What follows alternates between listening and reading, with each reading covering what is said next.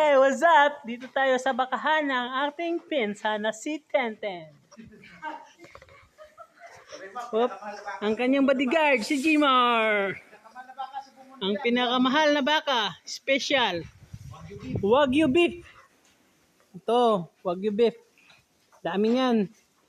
Yung may gusto bumili, pumunta lang kayo sa supermarket. Wag muna dito kasi wala pang schedule. Oops. Ito mga baby pa. Calf. Yun. Ito yung kulay pink. Wala, video lang. Itong kulay pink, buntis.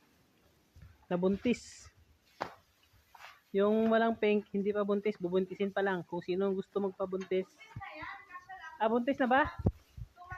2 months pa lang. Ah. Wait. Pag nag-pink ko na, waiting for 1 month. Lahat pala ito buntis. Ah, lahat pala nito guys, buntis. Ito mga tiyan. Akala ko busog lang. Buntis pala to. Dami oh. Mar!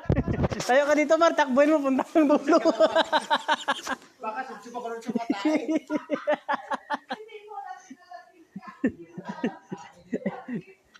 Tipo may tama ka na, tapos trip mo maglakad sa likod ng baka.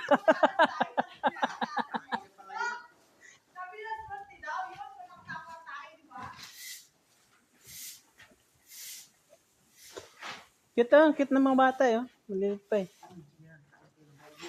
Yun. Ushi. Yung sa kabila, atin mayroon mo laman doon, Ten. Isang piraso laman nun.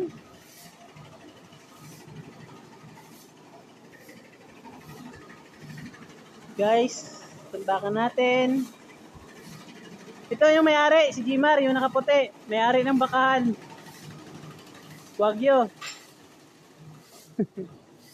Boss Jimar, ano ang masasabi mo sa gusto mag-alaga ng Wagyu? Boss Jimar, ano gusto mo sabihin sa mag-alaga ng Wagyu? Ay, maganda. Maganda. Sulit. Magandang kitaan. Malaki ang kitaan. Milyones. Milyones daw. Ito pala yung may-ari, si Jimar. May-ari ng bakahan niya. Wagyu, mga Wagyu to.